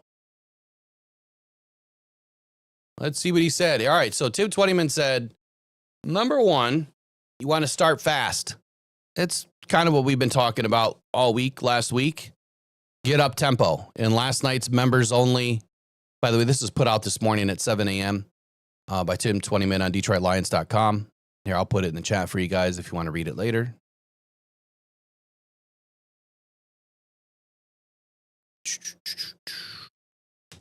All right, there you go. In the members only last night, the number one goal for me is tempo. And so with Tim Twentyman echoing that same type of sentiment here, that you have to get started fast in this game. He says the last time the Lions were in Baltimore in October 2023, they started their first 3 offensive drives with 3 and outs. Baltimore started their first offensive possessions with touchdowns. That cannot happen. Cannot happen tonight. And while we're going through that, or while we're going through this, I want to bring up the Lions box score, and I want to explain kind of what happened and how these things can possibly help us. What Tim Twentyman's talking about. Let's try to match it up if we can. I didn't plan this. We're just going to try to do it. We're going to see if we can do it. Sometimes not everything adds up, but we'll do our best. Hopefully you can see the screen and the stats. Here we go.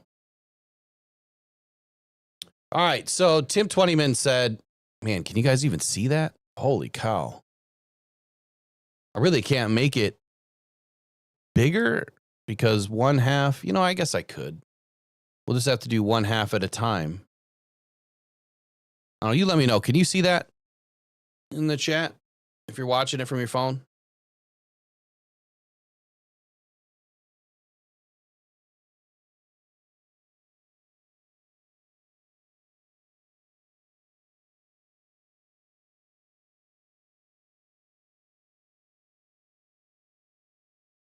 Okay, I think you can see it. All right, so he says to start fast, and he's talking about where the play-by-play, which I don't have brought up here. Let me bring the play-by-play in. Oh, let me back out. If you look at the play-by-play, you see Ravens, touchdown, Lions, punt, Ravens, touchdown, Lions, punt, Ravens, touchdown, Lions, punt, Ravens, touchdown. Lions out on downs. Well, then we caused a fumble, but then we punt. End of the first half. Wow. 28-0 in the first half. Insanity. Cannot happen in this game. Third quarter. Lions go out on downs. Ravens score a touchdown. Hey, we get a pick. And then what do we do with it? Nothing? Nope, I'm sorry. No, we threw a pick. Then they punted. Then we finally scored a touchdown in the fourth quarter. They get a field goal. We go out on downs. They punt. We end the game. Not great. Not great at all. Actually, quite pathetic when you think about it. Just a terrible football game for the Lions. Okay, so he says, he goes on to say that the Detroit Lions looked up at the scoreboard early in the second quarter, found themselves down 21-0. And it was all an uphill battle from there in the eventual 38-6 loss. Quote by Dan Campbell says, you don't forget those because it was, we didn't give ourselves a chance. By the end of the first quarter, we were in a bad way. Cannot happen tonight, ladies and gentlemen. The Lions need to get up and they need to stay up. Now, Dan Campbell is used to these types of environments by now. Prime time, Lions usually play well. But in the big games, the big moments, Dan has largely had this team ready to go. And I'm not talking about, the one-off playoff loss, last year to the Commanders with a decimated team. I'm not talking about a 17-point collapse, in the second half of the NFC Championship, a game that nobody even thought that we were going to be in anyway. But we were there. Aaron Glenn shit the bed, flat out. So I'm not talking about those 2 games. But the other 40 or 50 games around that, Dan has put this team in a position of win, right? And getting us into a good position. So he understands the challenge. And Tim Twentyman's absolutely right. We have to start fast in this game. Well, what does starting fast look like? If you look at some of these stats here, Jared Goff was 33 of 53. Well, that can't happen. You cannot put up the ball 50 times in this game. Thank God he only threw 1 interception in that game. But anytime you put up the ball 50 times, you're probably going to throw 3 picks. I'm hoping that we don't put up the ball more than 29 times in this game. And quite honestly, that's too much. If we're putting up the ball that many times, that means our run game is not working. So it has to be a balanced effort, but at the same time, I do want to see the Lions on their first possession throw that ball downfield on the first play. Put those guys on their heels. I forget the corner that is coming back from a groin injury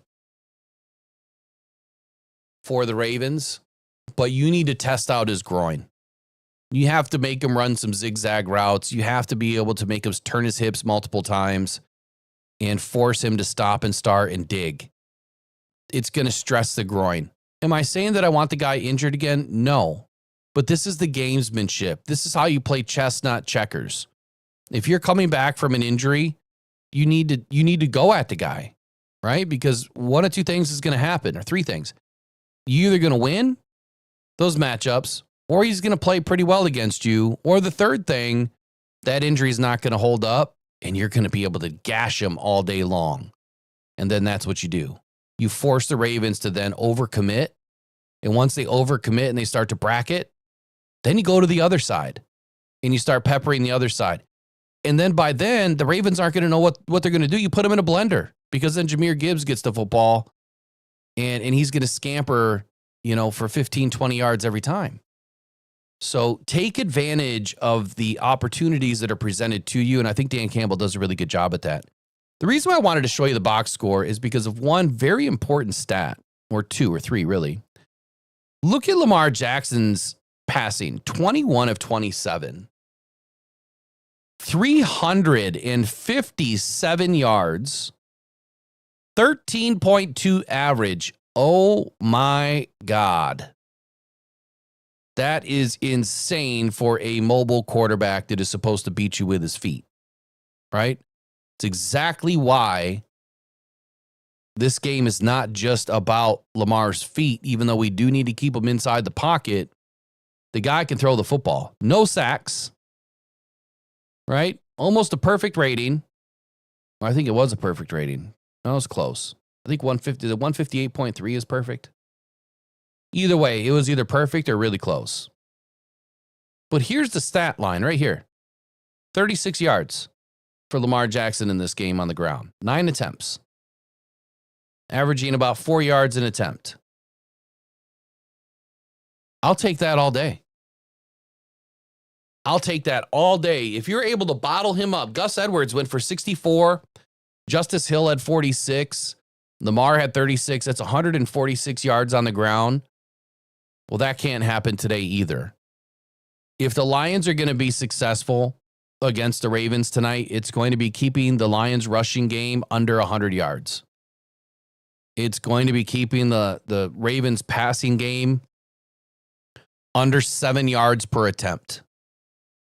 If they can meet those 2, and the Lions can play Lions offensive football, then starting fast, putting the pressure on, getting up and downfield quickly, the Lions should win the game. Number 2 for, let me get out of this. Number 2 for Tim Twentyman is, can Goff keep it rolling? Right? Can Goff keep it rolling? He says Lions quarterback Jared Goff completed 23 of 28 passes for 82.1%, 334 yards, and tied a career high with 5 touchdowns and a 156 passer rating. All-time NFL high, 52 points in their Week 2 victory over the Bears. God, what a beatdown that was. His 5 touchdown passes and 156 rating led the league in Week 2. Detroit did a terrific job up front, keeping Goff clean from pressure. And when they do that, the Lions' passing game is one of the elite units in the NFL. Baltimore gave up nearly 400 yards of passing in Week 1 to Buffalo. They weren't tested as much in that regard against the Cleveland Browns. If the offensive line plays as well as it did last week against the Packers, the Lions should be able to make plays in the passing game. So much of what I said in the keys to the game this morning and last week is this. There's no reason why our passing offense shouldn't just obliterate the Ravens defense. There's no reason why. The Ravens defense is not as scary up front, especially with Madubuike out. Man, you're giving us time. You have, 3 guys in the middle, 2 of them being young. They won't be tested as much. But, Mr. Derek from All 22 had mentioned, there's a couple of other guys that can step up and play pretty well in the middle of this defense. And he said when they were in, if I can remember what he said correctly, he said when they were in, they were still pretty effective. And that's Travis Jones and John Jenkins. Travis Jones and John Jenkins. Now, they run a 3-4 scheme. So they're going to have Roquan Smith on the field. Kyle Van Noy is out, which is a big, big, big loss for them. Nate Wiggins is in. Nate Wiggins, that's who's coming back from the groin. Kyle Hamilton, big-time safety. We know about Kyle Hamilton. I think a lot of us wanted him. Malachi Starks, big-time safety. I really like that dude. Really, really like that dude. 2025 first-round pick 27 overall. He's having a decent season. So the Lions need to obviously eat up the pressure in the middle. I don't think that they're going to get a ton, but this is the second biggest key of the game, offensive line for the Detroit Lions. What is potentially one of our biggest weaknesses, we need to turn into a major strength tonight. Major strength tonight versus the Ravens. Now, taking a look at pressure stats and that, let me dial this up.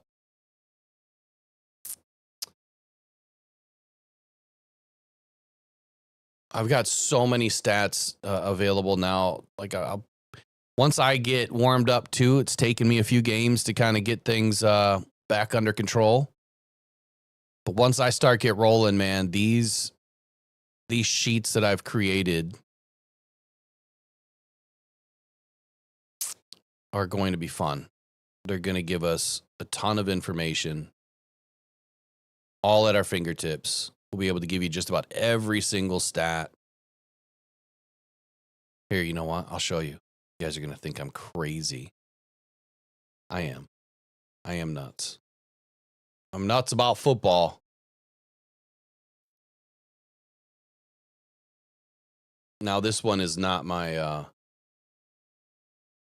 this is not my most clean copy. But let me just show you what I'm working with over here.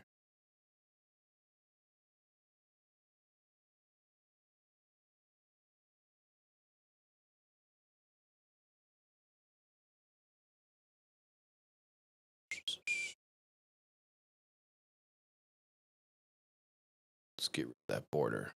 There we go. All right, check this out on the screen. Oh, it's not going all the way to the top. What's going on there? There we go. So, moving down through all this stuff that I write for every game. There we go. Let me just get out all that. Here, we'll just close it all down, actually. We'll close it all down. There we go. All these rankings and stats, man. These are all like clickable, so I can go right to the stats. Some of them don't have, you know, things filled in. I'm just going to put in the numbers next to it based on the little hyperlink above it. But this is what I go through every single day, every single weekend, to be able to deliver all of the information that we're looking for. Bringing in the chip and the double teams and all that good stuff. But that's what I wanted to bring in right now was, you know, how are the Ravens doing defensively? Right? So here's our defensive matchup. And here's some of the keys of the game right here. Ball hawk percentage. That's one thing that I wanted to look at. Because that is a stat that we're tracking this year that matters. As well as, what's another one? I need the pressures. It's in a different view. I'll grab it. But taking a look at ball hawk percentage. So right now, I'm going to skew this up so that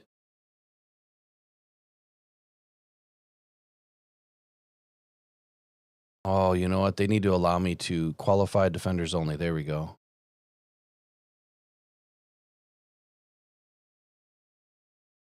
Let's see. Filter by team. We're going to go to the Ravens.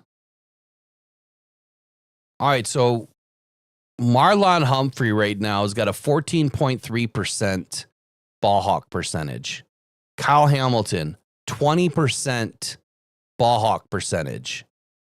And Nate Wiggins, 18.8% ball hawk percentage.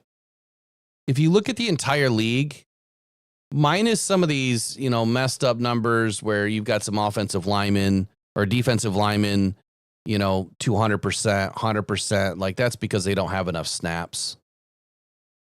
Right? And honestly, they shouldn't even be involved in this. It should just be DBs. But if you go to some players like Jamel Dean, for instance, he's got 3 games started. He's been in on 99 plays at least in coverage, targeted 13 times, 5 receptions. He's only allowed 34 yards, passer rating against a 14.6. His ball hawk percentage is 30.8%. Kirby Joseph right now, get this, 33.3% ball hawk percentage for Kirby. And I haven't figured this out yet, how to whittle this down to just DBs. Oh, here we go. Here we go. Out of all DBs right now, if you're looking at ball hawk percentage, who's at the top? Man, Cameron Bynum, 100%. Don't know how. Don't know why. Just yet. Should never be 100%. Jaquan Brisker, 50%. Marshawn Lattimore, 40%. Trey Amos, the guy that I said was going to be the best corner out of this draft, and you guys thought I was nuts, 36.4%. He's the 8th best DB in the league right now from ball hawk percentage. But taking a look at our Detroit Lions, Kirby Joseph is ranked 15th.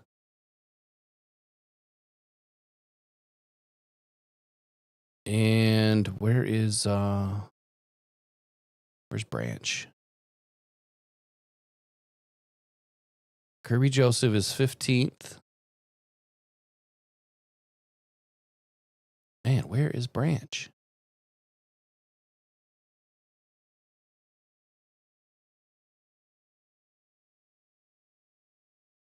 Terry Arnold's 12.5, so he's going to be near the bottom of the list. Brian Branch, there he is, 25%. So he's going to be like in the top 80, whereas, you know, Kirby's in the top 15. So it's only week 3. Still have a long way to go. But that tells you, you know, from a ball hawk percentage standpoint, the reason why this is a valuable stat to follow is because of this. It's a percentage of coverage snaps where a defender makes a play on the ball, either a pass breakup, an interception, or a contested catch on a target or a contested target. So it captures impact plays, not just interceptions. It includes pass breakups and contested average. It includes or reflects on coverage aggression and awareness. It also assesses how often the secondary challenges the throws. And then it gives you the spot trends, right? Ball hawk percent equals more disruption. Even if interception totals are low, a higher ball hawk percentage is what you want. More than anything, you want a higher ball hawk percentage that tells you how good of a player that you are and how good you're doing in the league currently. So ball hawk percentage, absolutely something that we need to continue to follow throughout the year, and we will. Pressure up the middle, where I was going with offensive line. Defense pressure rates. Let me get that open real quick.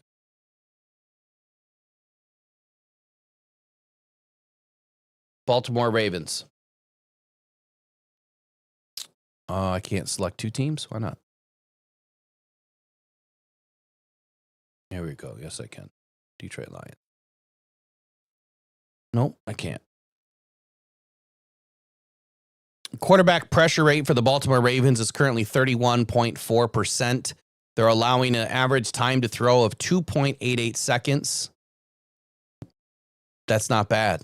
I mean, it's not great, but they don't have Madubuike in. He's the one that's giving them the biggest opportunity to have pressure up the middle. And without him in the game, it's a totally different game. So if you look at just pass defense, they're a 31.4% quarterback pressure rate, and their get off is about 0.9 seconds. They're blitzing about 20.5% in true passing sets.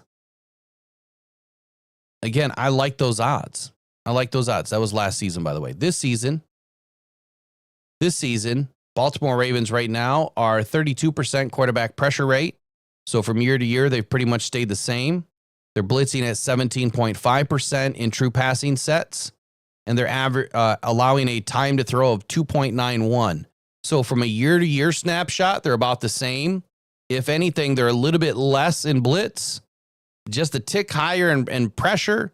They're allowing a little bit more time. Only 3 sacks in pass defense this season. Only 3 sacks.